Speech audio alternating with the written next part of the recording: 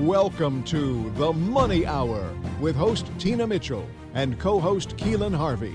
Tina Mitchell, MLO 145420, and Keelan Harvey, MLO 1330075, are licensed loan originators with Gateway Mortgage Group, LLC, and MLS 7233. The views expressed by the speakers on the following program are those of the speakers and do not necessarily reflect the views of Gateway Mortgage Group, LLC, nor are they necessarily endorsed by Gateway Mortgage Group, LLC. Now, in the studio, local mortgage experts Tina Mitchell and Keelan Harvey. Welcome to the Money Hour at 11:50 a.m. KKNW, the Saturday, August 31st show. I am your host, Tina Mitchell. And I'm your co-host, Keelan Harvey. And Keelan Harvey is back. I've been flying solo for a couple weeks as you were recovering from your surgery. Not fun, but I'm happy to be back. I missed you guys, missed the show, so I'm just happy to have life resume. Well, we're going to talk a little bit about what Keelan's been going through after we get through the introduction here, bringing in expert advice and inside knowledge on today's events in our local economy and how it will affect your money. We are your local mortgage experts. And we're here, if you're hearing our show at a different time of day, you are listening to a rebroadcast, but we're here to connect you with the guests that we have on the show. And you can call in at 1-855-400-1150. Again, that's 1-855-400-1150, or online at themoneyhour.com. And line up for today's show, we have Stephanie Kristen of Windermere Real Estate, top strategies for pricing your home.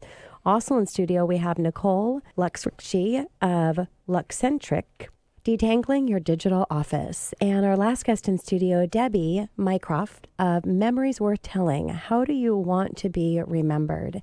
Great information and great guest in studio today. For more information on the topics discussed or to get connected with our guest, please call the show at 1-855-400-1150. Again, that's 1-855-400-1150 or online at themoneyhour.com. Let's go ahead and start out today with a little money chat. Money. Over a decade running the show, and I flew solo myself. I had another co-host that I can't compare with you quite a few years ago. I was waiting for that. Yeah. Thanks. And then I was flying solo for quite a few years, and Keelan came in and joined, and just very happy to have him here. In the last couple of weeks, it's been a little sad being here all by myself with our guest. And so welcome back, Keelan. Why don't you share with our listeners what was happening with you? Thank you. Well, as I don't know, we have these amazing listeners might have heard before. I play soccer, and as I get older, injuries happen. So he's so young. Yeah, but you just don't recover the same as in your 20s, and I'm far removed from 20s. So, I tore an ACL and had surgery on the 15th, and which entailed a patella tendon graft. So they had to go in and say that 5 times. Patella tendon graft. I got 2 out. That's about as best I could do. So not a fun thing. They take a piece of your patella tendon off your knee with some bone on it. I didn't watch the video until after, and I'm glad. Yeah. Because if I would have known how extensive it was, I would have probably been a little bit more freaked out. But secure it with screws, and then they send you home. And then had a little scare. I had a blood clot. They found a couple days later. Had some calf pain. So if you have calf pain after a major surgery, everybody go to the doctor. It's not good. Yeah. And it's kind of worrisome because they don't really tell you that you're good at the doctors. You just kind of go in and they're like, "So am I good?" They're like, "Well, you could die from it, but you're probably going to be good because you're young and it's below your leg." And I'm like, "Okay, so I'm young below my leg." So like percentages, no, you could probably die, but you're fine. And so it's like I guess they just send you home and wait to die. Yeah. But I should be good, so I'm told. So blood thinners, which Tina was making fun of me because I'm having hot flashes. I was calling happy. I was calling it menopause in here because like thin blood, like you get kind of, I don't know, kind of loopy, like a little hot and, and a little hypoglycemic, which is not fun. But 3 months of those possibly. So. Oh my gosh.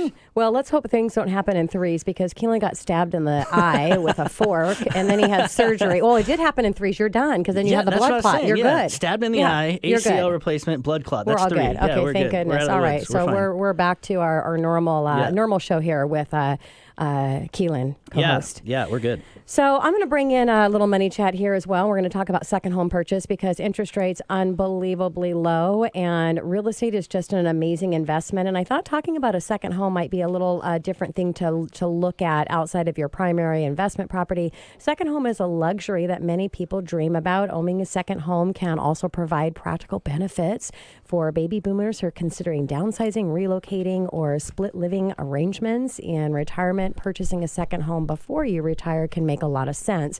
So I want to break down a few things here to think about. Build equity and alternative investment. Real estate has, and I feel will always be, a safe investment. The market goes up and down, but historically, real estate will always recover. So as long as you're not forced to sell in a bad market, you're not going to lose money in real estate. You might lose some of the equity that was sitting there, but until you're ready to cash out, that's really where those funds are. So as long as you hold on. Reduce work-life stress. If you choose a second home that is easy drive from your primary residence, you now own an instant stress booster.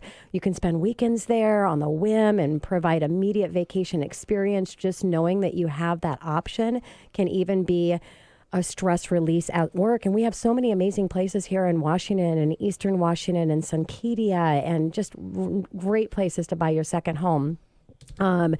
And during the winter for snow, during the summer for more sun, great golf and wine country. So great getaway for your crazy Seattle possible city life.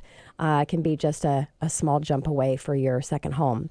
Great holidays. Instead of paying for a family vacation, you can instead invest in an asset class that you can actually enjoy with your family and making money in that process. What about provide a true family legacy?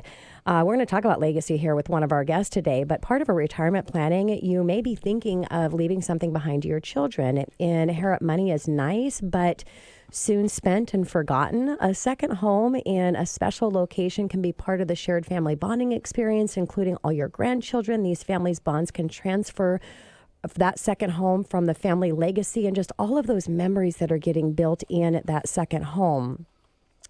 Protecting family bonds when retiring. A tricky part of retirement is downsizing and navigating the loss of emotional attachment to a longtime family home. And if you have purchased a second home as part of a plan to live there when you retire, you can still have a piece of the family memories. So this can make it even an easier process for your downsizing and relocation, less a little traumatic maybe for everyone. Rent out as an Airbnb. Oh my gosh, there are so much opportunities. Our friend Britt. Shout out to Britt. She has a beautiful home in Bellevue, and it's actually her primary residence. But when she left for vacation and decided just to take a month off because she can do that, she's really successful, has a great team to support her. She made $11,000 on her home, 1 month Airbnb. That's crazy. So think about your second home and being able to utilize that as an Airbnb when you're not actually enjoying that time with your family. Tax benefit.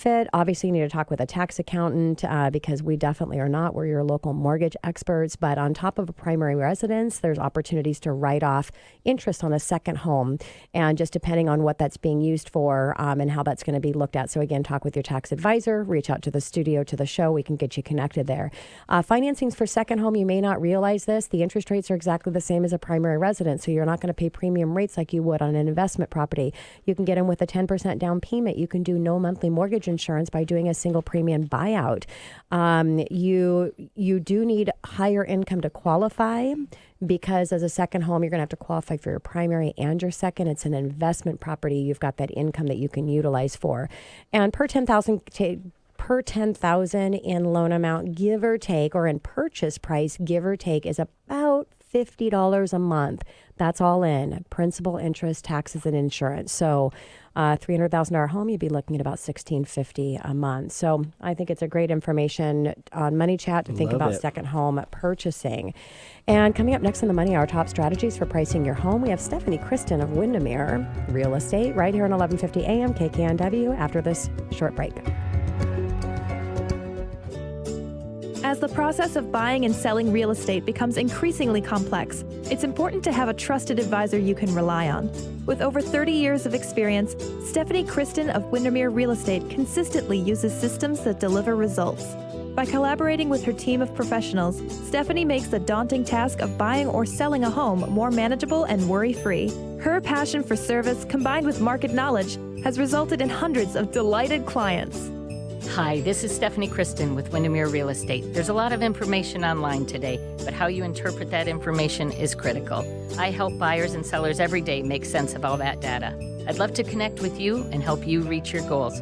Check out my website, sheknowsrealestate.com, or give me a call at 206-200-0222. Thanks so much, and I look forward to talking to you soon.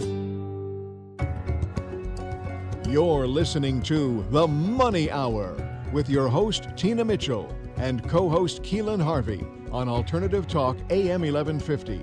Now, back to the show with local mortgage experts Tina Mitchell and Keelan Harvey.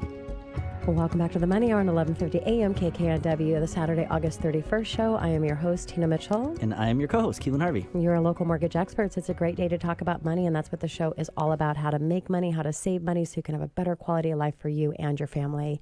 If you're hearing our show at a different time or day, you are listening to a rebroadcast, but we can connect you with the guests that we have on the show. Please call the show at 1-855-400-1150. Again, that's 1-855-400-1150 or online at themoneyhour.com. In studio right now, back by popular demand, we have Stephanie Kristen of Windermere Real Estate's top strategies for pricing your home. Stephanie, thank you so much for coming back in and spending time with us. Yes, thanks so much for having me back. Of course. And a little bit about Stephanie. Stephanie Kristen is managing broker for Kristen Team at Windermere Real Estate and has been successfully selling homes for over 3 decades. Working with her team of professionals, she utilizes her years of experience to streamline the process of buying and selling to produce successful results in raving fans. She is consistently honored by Seattle Magazine as 5-star Best in Client Satisfaction Real Estate Agent. Her passion for service goes beyond helping her clients, as she is a firm believer in giving back to her community and supports organizations that are dedicated to low-income housing solutions like Windermere Foundation and Plymouth Housing. Yeah. Stephanie, let's get right in it. Let's talk about home values right now. Kind of a popular subject, even in our field, because a lot of people are refinancing. They're like, what the heck's my home worth, you know? Yeah. So it is a very, very popular subject at this moment. How can homeowners know what their home is actually worth? Because we all know, I won't name names, you can't just go online and get an exact number. It just doesn't work. There's just not the algorithms to do it. Exactly. Yeah.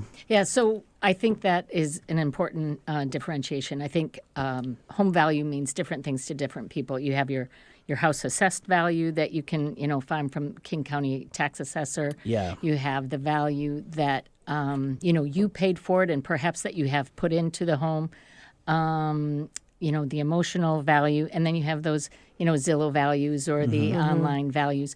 And what we really look at as real estate agents is, what the current market trends are, and that's going to be determined by a buyer. What a buyer, ready, willing, and able buyer is willing to pay for a home in this market. So yeah, and it's not the online company's fault. There's just you need a human brain to calculate the market and your 3 decades of experience to be able to put all the pieces together to get a true value of what it would sell for at that moment possibly. Yeah, exactly. Yeah. And then the online doesn't have they're not walking into the home. They can't see what's happening with upgrades and all the different things or the lack of. That's right. Correct, Stephanie? Yeah, exactly. The websites are really just a great starting point.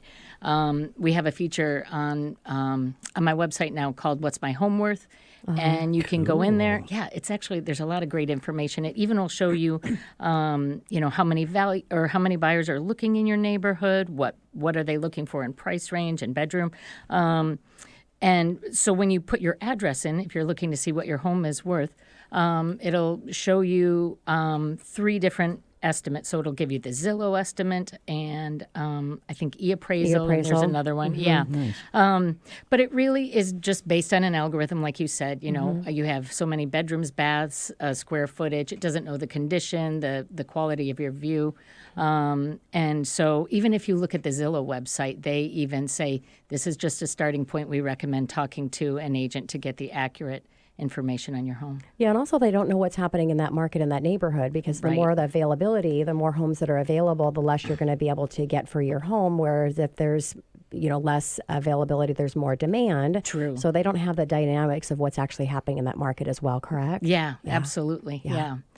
So how exactly do you determine a home's value as opposed to kind of these online resources? Yeah. So I think a lot of it does take the human element. I mean, we are looking at the very starting point of the features of the home, looking at the list price and the sales price days on market, but that's just the baseline. I think really when we go in and we look at what's happening in the market is we're talking to the agents, the ones that currently have active listings. We're talking to the pending sales and sold. So solds are going to be the ones that are actually the reality of the market. Those are the ones that are telling us what has sold, what was a buyer willing to pay for the property.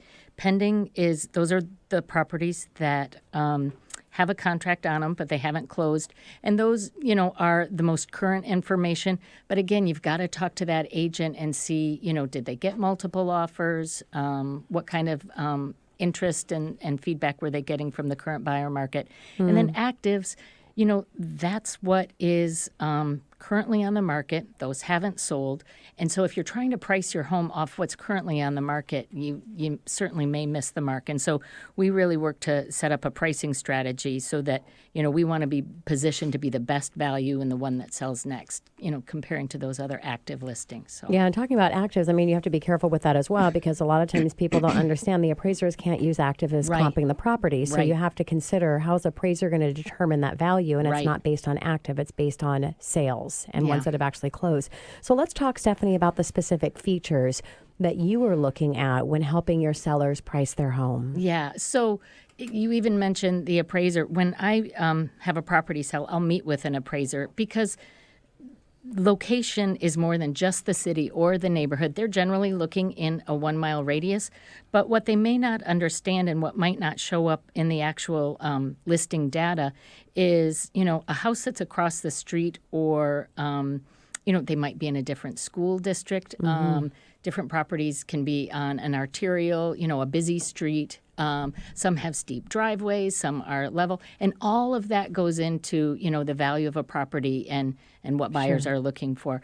The other thing is, then we're looking at the house itself. So there's a location and the house. In the house, we're looking at the basics like, the bedroom. But it's not only the bedroom count and the floor plan, the bedroom count and the square footage. It is the floor plan. Buyers are looking for specific layouts. A home that's a 3-bedroom but is 3 levels with 1 bedroom on every floor is going to have a different value than when you have 3 bedrooms on 1 level. And a split level is not going to be a popular home for a good value. Different floor plans, all of that really, it has an impact on the value. And knowing what buyers are looking for in the current market and where you can position yourself accordingly is important. Stephanie, let's talk a little bit about the market right now. Are we still seeing multiple offers in the market at this point? Actually, it's crazy. We are. I mean, it's interesting because, I've been in the business long enough to see, slow times where we've had, an excess of more than 6 months worth of inventory on the market.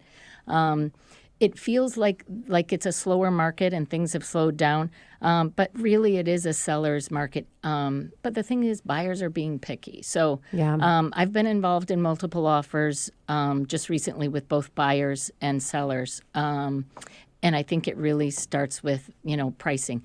And buyers, I think, are more willing to wait for that right property to come on the market. And so when it does, one that doesn't have the steep driveway or one that is, has the floor plan they're looking for and the condition, that's when you're seeing the multiple offers because everybody's been waiting for that, right one at the right price, to come on the market. Yeah. So, well, let's talk a little bit about longevity in the industry. I know you're over your 3 decades. I'm almost a quarter of a century, and I'm proud to rock that and say that. And, with that comes a lot of wisdom and a lot of experience. And when it comes to pricing a home, this is where a majority of the agents are really missing the beat in a big way, and it's costing sellers a lot of money.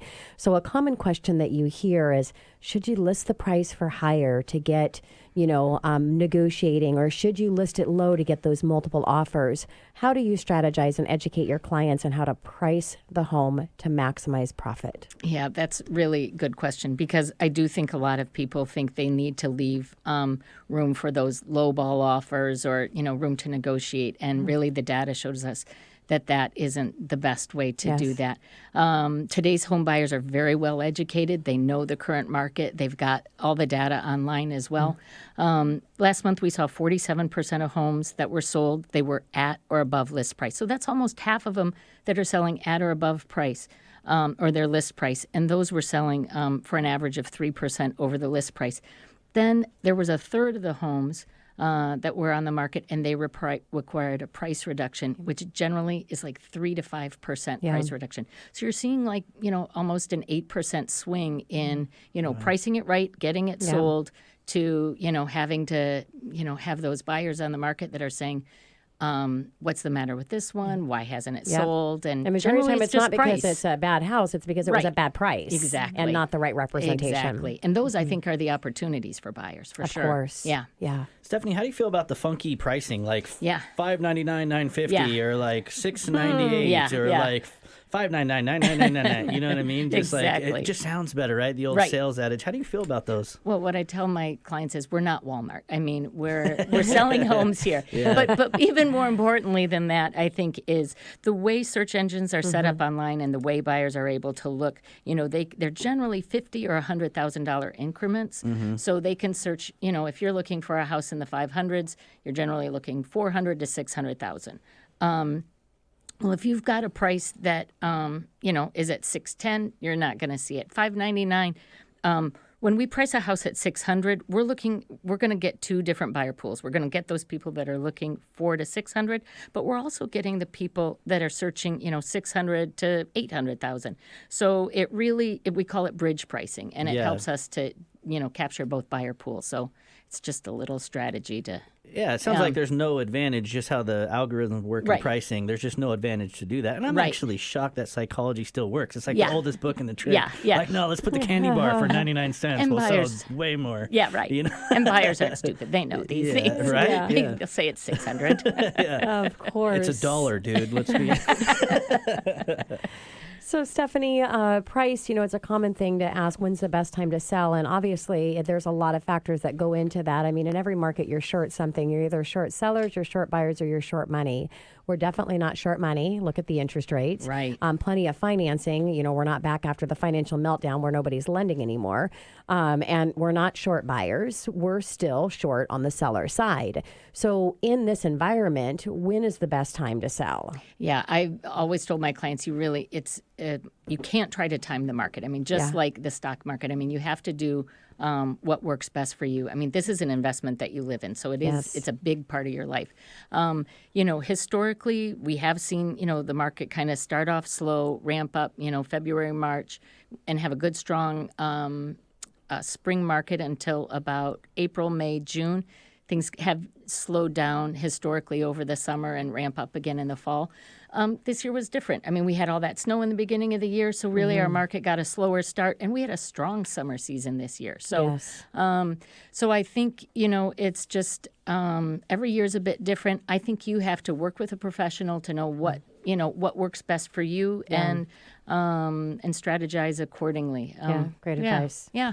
Stephanie, you are fantastic at what you do. Yes, and she is. And we've given a lot of good tidbits here. I'm really curious, what are your top strategies for getting the most for your home? What can you share with our listeners? Sure. So I do think it's a we were talking tripods earlier. It's a three-legged strategy. Prepare. No, that's okay. That's okay. I am a tripod. There's no way around it. Preparing, pricing, and promoting. So preparing is going to be just getting your place ready. Decluttering is the highest return on investment. It's free, and you got to pack it all up anyways. Pricing, working with your agent to, properly position yourself in the market, and then doing the best to promote it with, beautiful, professional, high-quality photos, and getting it in front of as many buyer eyeballs as possible. So, yeah. Great tip. Stephanie, thank you so much again for coming Thank in you. and joining us and sharing your expertise with our listeners. I appreciate it so much. Thank you guys both. You're welcome. Coming up next in the Money Hour, detangling your digital office. Nicole Lux-Ritchie of Luxcentric, right here in 1150 AM KKNW after this short break.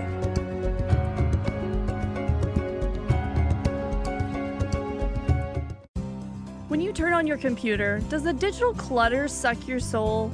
Is your email inbox overflowing to the point where you don't even want to look in there? Have you ever been pulled into the digital black hole while doing something that should just take a second? These are all signs that your digital office needs to be rescued. Don't let your technology bully you. Often these frustrations can be eliminated by making sure your digital office is set up in a way that supports the way you want to work. You can spend hours Googling and watching YouTube videos and eventually figure it out for yourself, but do you really want to? Nicole Lux-Ritchie with Luxcentric has already fought these tech battles.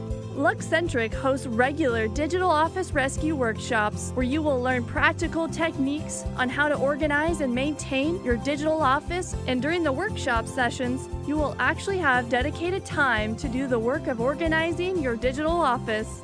Nicole has the unique ability to translate complicated technobabble into step-by-step regular human and is passionate about just getting it done.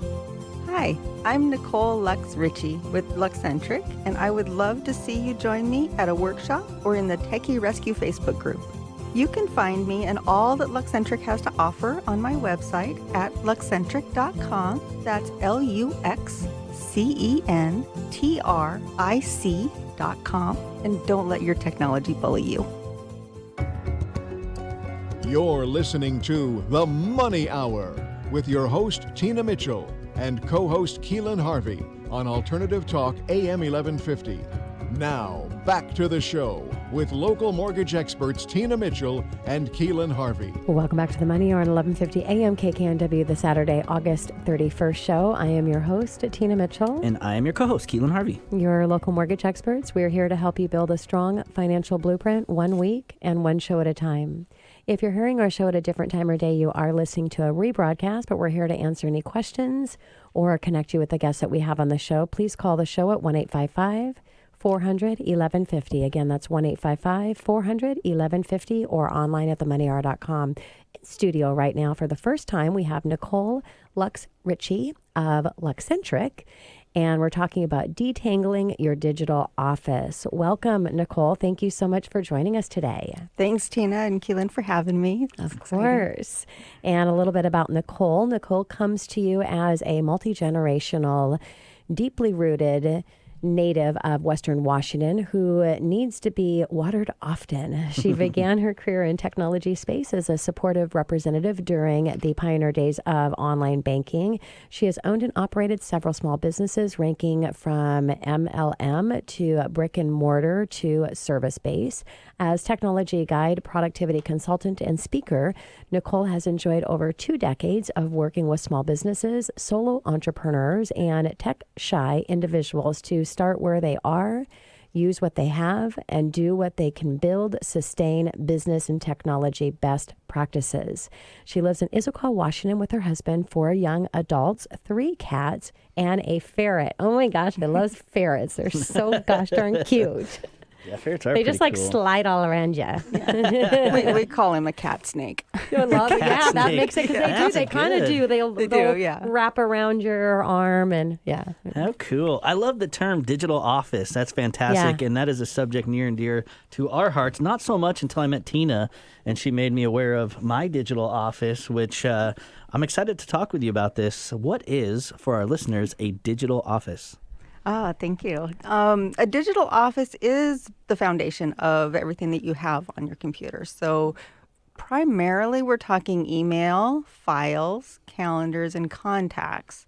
Those are the things that make up your digital office. So think G Suite, that whole system is your digital office, or Office 365. Those are the 2 big ones. Even the Mac universe with the iCloud and what they have is your digital office. I do a lot with alliteration. Now, Nicole, when we talk about tangled digital office, that could be probably pretty gosh darn traumatic in business and the efficiency of business. So what are the warning signs that you're in a tangled digital office? So often, a tangled digital office, you're going to find that the professional is spending more time looking for that email or looking for that file than actually dealing with the email or file, with actually dealing with the information. You're also going to find a lot of duplicates. So, which file was I working on? Is this version 1, 2, 3, or 8? Yeah. Also with contacts, if you've got, 7 or 8 Tinas in your list, you want to get the right one. These are all signs that your digital office could use some detangling. Yeah, and so what I always say is if once you're touching something more than once, it's an indicator that it is not managed at the highest efficiency level. So take a step back and figure out how to get that organized because it's going to make your life so much easier. So, Nicole, where should you start when you are ready to detangle your digital office? Things definitely work better when it is detangled, Yes. like you said. Most of my people will start with email. So you'll have, 2,000, 3,000, 10,000 emails in your inbox, and you're discovering that you're losing things, you're missing things. That's the most common place that people start or want to start. It really does depend on what is tangling. Sometimes it's files. Sometimes you're not able to find the things that you need to find. But again, the majority of my clients will start with email because that's where the information comes in. It's kind of the source. A lot of people will look to their inbox to find out, okay, what is it that I'm supposed to do today? Yes. What is it I'm supposed to do next week? And so then they need to organize and arrange that information in a way that they can actually deal with. And you want your systems, your digital office to be set up in a way that you can deal with it and not fight with your technology. Yeah, and as a team, we actually have a contest internally on how many emails we have in our inbox. I mean, we're pretty darn efficient with the email efficiency. Well, Victoria over here, she's raising her hand that she has the least amount, but yeah. How many do you have, Victoria?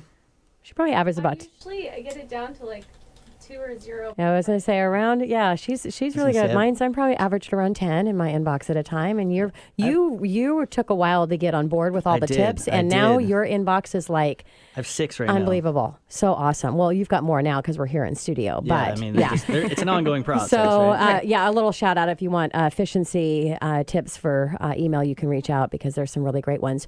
Nicole, what is the single most irritating technology frustration for most business professionals? This may or may not come as a shock until I actually say it out loud. But the worst thing, the thing that trips people up the most is passwords.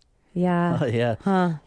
The time spent remembering your passwords, because there's so many requirements around them. You've got to have your special character. You got to have your numbers. You got to have your lowercase and uppercase, and they all need to be different. And it's how can you manage these? So I have, often when I'm working with someone, we need to spend 15, 20 minutes just getting their passwords detangled. And a little tip for all of the listeners here, the best solution is to have a password strategy, password pattern strategy, so that you know how your passwords are arranged, and then also to use a password manager. What's your most popular one that you share? The most popular is LastPass. I'm the most proficient in that one, but there's also Dashline and I'm blanking on the name, Roboform. Yeah, they're all very good, and we can kind of think of them almost like banks. Remember back in the day, you put all your money under the mattress, and then the banks came along and they were big and scary. People are feeling kind of that way about password managers, but they're gradually moving toward them because those systems are designed to keep your passwords safe. Yes. Yeah. Yeah, it's even worse in our world in the finance business because we encrypted software and then we have to change them all the time with the same different. We use a lot of different softwares, and so we have this. I mean, it can duplicate and get very complicated pretty quick if we didn't have some type of strategy or a manager. So I could totally understand where you're coming from on that. Can you tell us the difference, Nicole, of a technology coach and a productivity coach? Because I'd imagine some people get confused over that. Yeah, I consider myself a technology coach, and I absolutely love productivity coaches. That's what I am. I'm a productivity coach. At the feet of Stephen Covey and David Allen. And the productivity coach will share with you the strategies and secrets for getting all the things done. But if your technology level, skill level, and know-how makes it difficult for you to implement those strategies, then you're going to need more of a technology coach. As a technology coach, I can help you create the folders, why we would name them the way that you'd want to name them, how you get all of those things synchronized with your phone and your tablet and your PC, and making sure that your computer is set up so that if it fell in the lake, you'd be able to get everything hooked back up and back to work in an hour. Yeah. A technology coach will help you learn how to do those things, because whether we like it or not, we're all going to have to check our own email to a certain degree. Yes. Manage it to a certain degree. Yeah, we can have people, but So Nicole, when you're, because I'm a local mortgage expert, that's what I do, but I also have a coaching program, and a shout out for that. It's complimentary, onetimeyourbusiness.com. Spend a powerful 8 weeks with me. It's virtual. All business professionals are invited. It's a great collaboration, masterminding. So when you have your technology coach, which is you, and you have your productivity coach, which is me, what one do you do first? Would you go through a productivity program first, or would you get your technology set up and then go through the productivity coaching program? that's a good question. My guess would probably be you first in, just seeing where that's, because you're going to come in and look at everything and maybe not, so we'll have to take that offline, because that is a good, because all of the tips and things getting organized, maybe, going through that and then deciding on the technology. So yeah, we'll have to have a conversation around that. Definitely, because it's extremely synergistic.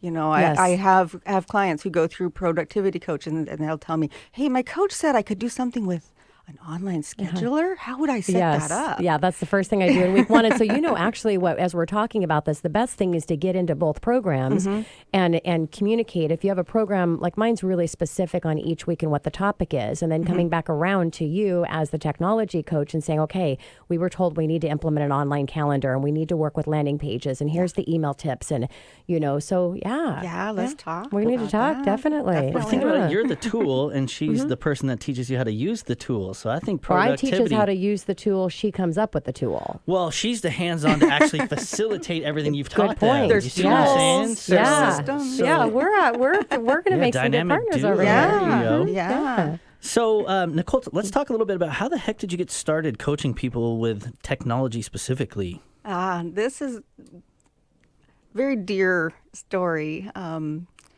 Back in the day, my grandmother called me and asked if I could teach her how to use this computer thing. And it was back, a while ago when my children were babies. And once a week or so, for about a year, my little baby and I would go to Grandma's house for lunch. And we would have lunch, and then I would teach her how to use the computer. And together we developed a beginning curriculum for how to use the computer. And that is, how do you use the mouse? What is left click? What is right click? How do you successfully play solitaire?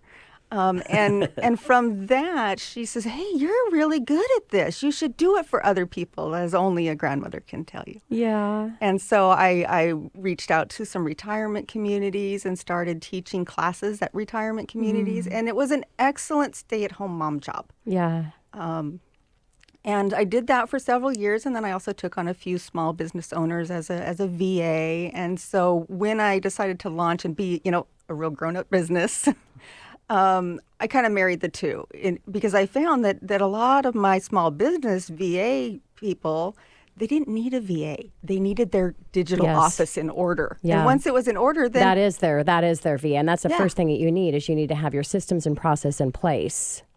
So you can bring that team in. So what about most heartbreaking thing in your industry, Nicole? What would that be? This is the hardest thing that I see, because I hear it kind of after the fact. And someone will tell me, they'll say, oh, I have this brilliant son-in-law, and he helps me with all of my technology, but I'm just so dumb. I just don't get it. He gets really frustrated with me. And this could be the brilliant daughter. It could be the brilliant grandkid. It could be the brilliant whatever. And once we start working together, I show them, okay, well, you want this and this and this and this. And we go through a step-by-step process of how to do the thing. And they're like, oh, I'm not dumb. And we don't, there's no shame for the brilliant son-in-law. They have, huge hearts and they really, really want to help. But they're thinking so fast and want to just get it done. Just do it. Just finish it. And it's very, very difficult for them to make room for the learning. And that translation from technobabble to real human is something that I really enjoy working with and getting through. Yeah. So we're running out of time here, unfortunately, Nicole, but I would love for you to share kind of one last tip or piece of information that our listeners could take as far as advice to improve their digital office. Well, my favorite tip is a super simple one, and that is whenever you get stuck doing something, whenever you've been working at it for a while and it's bubbling up and being extremely frustrating, stop, take a moment. Sometimes just reading the error message out loud will help you. If you need to, reboot the computer and try again. Yeah. That often, just that reboot will solve most problems. Yeah, such great advice. And if you want to connect with Nicole, hear more about her technology coaching so that you can get control of your digital platform, give the show a call at 1-855-400-1150. Again, that's 1-855-400-1150 or online at themoneyhour.com. Coming up next on The Money Hour, how do you want to be remembered? Debbie Mycroft of Memories Worth Telling right here on 1150 AM KKNW after this short break. Do your children know where their great-grandparents came from? Debbie Mycroft of Memories Worth Telling writes family history books capturing your lineage, cultural heritage, faith traditions, words of wisdom, and most treasured memories. Debbie has been a writer for over 25 years and is an expert at capturing the unique essence of each family. Hi, I'm Debbie with Memories Worth Telling. To learn more about our personalized legacy preservation gifts, contact me by email at Debbie, DEBBY, at memoriesworthtelling.com or by phone at 425-870-9181. I look forward to talking to you, and remember, your memories are worth telling. You're listening to The Money Hour with your host, Tina Mitchell, and co-host Keelan Harvey on Alternative Talk AM 1150. Now, back to the show with local mortgage experts Tina Mitchell and Keelan Harvey. Welcome back to The Money Hour on 1150 AM KKNW, the Saturday, August 31st show. I am your host, Tina Mitchell. And I'm your co-host, Keelan Harvey. Your local mortgage experts. We bring in studio each week the best of the best experts in our local market on everything regarding your money. We're here to help you in today's economy. If you're hearing our show at a different time or day, you are listening to a rebroadcast, but we're here to answer any questions or connect you with the amazing guests that we have on the show today. Please call the show at 1-855-400-1150. Again, that's 1-855-400-1150 or online at themoneyhour.com. In studio for the first time, we have Debbie Mycroft of Memories Worth Telling. How do you want to be remembered? Debbie, thank you so much for joining us in studio today. Thank you for having me. And a little bit about Debbie. Debbie is the founder and chief word choreographer of Memories Worth Telling, a boutique writing house, which she established in 2017. Writing has always been Debbie's forte, and after spending over a quarter of a century, we have a lot of longevity people here in studio today. After a quarter of a century, years of writing for business and corporate world, Mycroft launched Memories Worth Telling to serve families by preserving their legacies. Debbie spent 14 years living in Hong Kong, has traveled extensively internationally. With this experience, Memories Worth Telling is able to serve the global community. You know, Debbie, near and dear to my heart, especially now, I had basically a grandfather-in-law that passed away in February. So, I mean, very relevant subject and get you thinking a lot about this kind of subject. So really glad to have you here and kind of discuss this. And you mentioned a legacy letter, which putting that in perspective of my current situation and how devastating that was for my fiance, how cool is that? What a great idea. Give us your feedback on why you believe everyone should write a legacy letter. Like yourself, it came somewhat from personal experience. My mother was diagnosed with cancer, and she was given 6 months to live. We were very blessed and had 5 years with her. But in the end, when she did pass away, I just became acutely aware that going through my season of grief, it was not only grieving the loss of her, of my mother, but grieving the loss of the family history. She was truly the matriarch of our family. She knew not just the lineage, but most importantly to me, she knew the memories that really brought everyone to life. And in such a short amount of time, I found myself thinking, oh, is it Uncle Bob or Uncle John that she said was the... Blah. So I wanted to help other families to ease that grief a bit and to preserve these family histories, which are getting lost at a very quick clip. Yes, yeah. And Debbie, so when would you say would be the best time to record their legacy? Now. Yes. Just like everything, now's the time. I have talked If you're asking yourself when, the question when, the answer is now. Yes. I have talked to 80-year-olds who tell me that they will do it when they get old. Yeah. And I have talked to young people who have told me they will do it when they get old. I do have 3 tips, which I think are handy. One, if your children do not know the names of their great-grandparents, then you should start recording your history. Yeah. 2, if you've lost track of how many first cousins you have, then start recording your history. 3, if you know the Kardashian family history better than your own, Oh my gosh. then it's really time to start recording your own. I love that. You know, my grandfather took it one step farther. He wrote his entire life history. So we have all these books of when he was a kid and all the way through. And I mean, I haven't read all of them, but some of them. But man, is it so cool to go back and just dive into like his perspective and history. So neat. Debbie, what about core products? Let's talk about that. Well, the core products, we've mentioned the legacy letter, which is a letter that an individual writes, and it's basically their statement of faith, how they want to be remembered, words of wisdom, their most treasured memories. And that's about an individual. The individual can also write it to a specific person. So, for instance, I've written legacy letters to both of my children, which focuses a little bit on our family history and who I am. But more importantly, it tells about them and why I think they are so special and the values and attributes that I think are so wonderful in them. So it's a letter to them directly. So the letters are a very individual perspective. I also do legacy books, which, like you say, your grandfather recorded his whole history. I think that's brilliant. I would love it if everyone did that. A lot of time, though.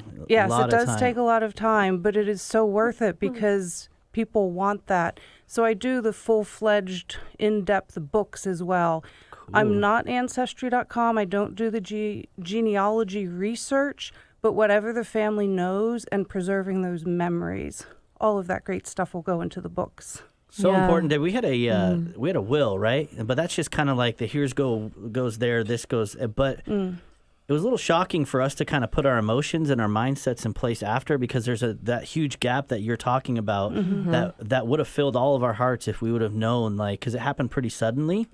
So there's a lot left where you're wondering, what would he have wanted? What, and did we do him service in this process? And just kind of, it's just kind of when it's done, and you're left with what's there. So to have more would have been so valuable to us. How neat.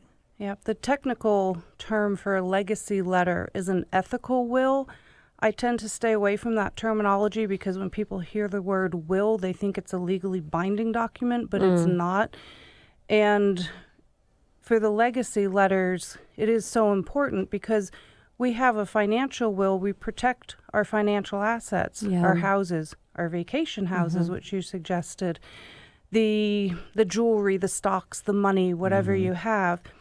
But we don't have, or it's not common to have, an ethical will or the legacy letter, and that's preserving your memories, your values, your cultural traditions, your heritage.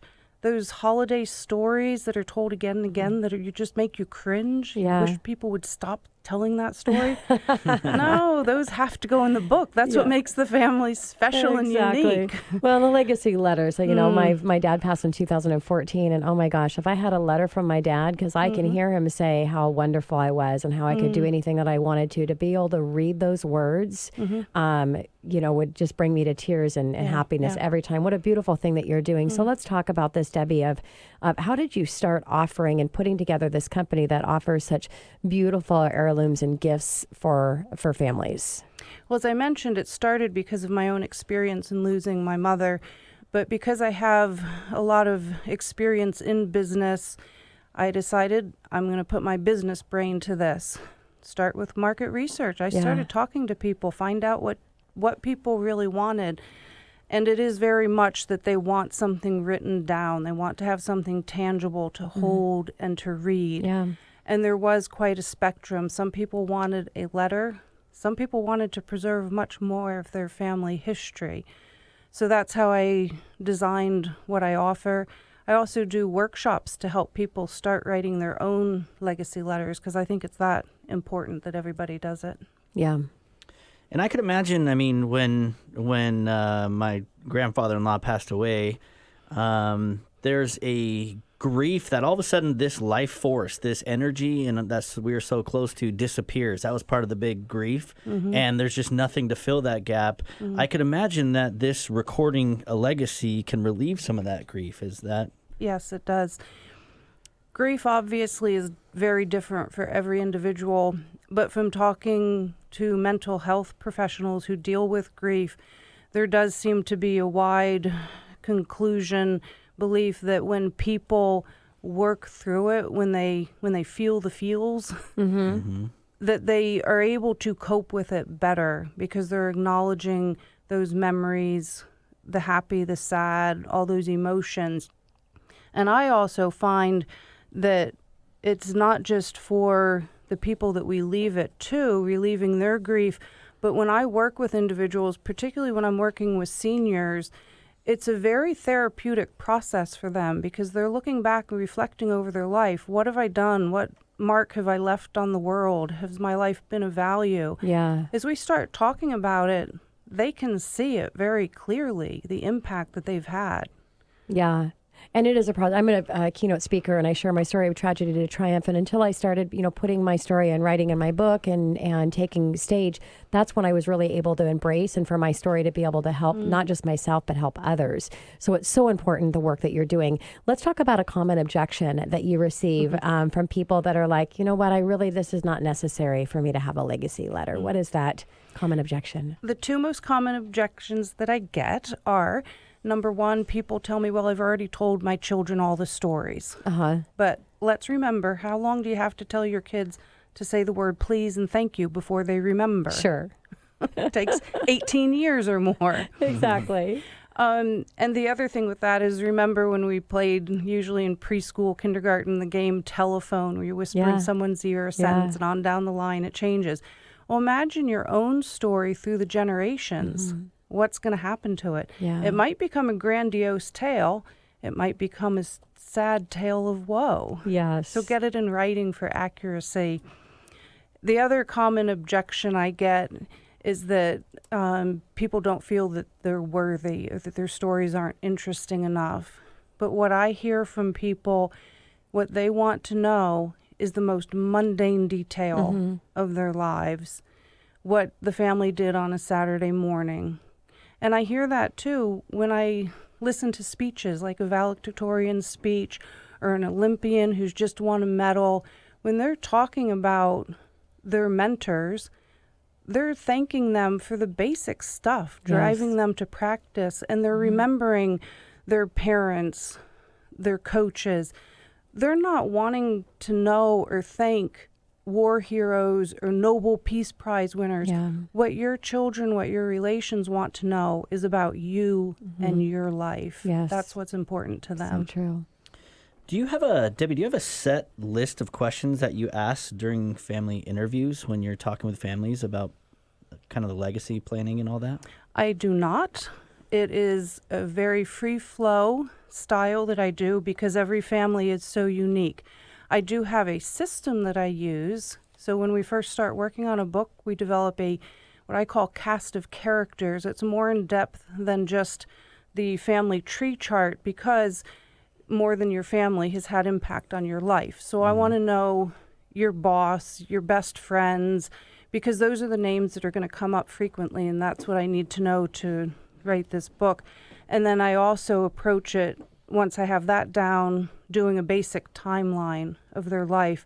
And through that timeline, that's where the questions start coming in. We start filling in gaps, and it's just a conversation with the families. Yeah.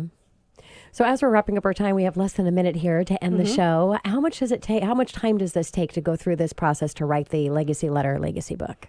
It depends how long and how much the family wants to put into it.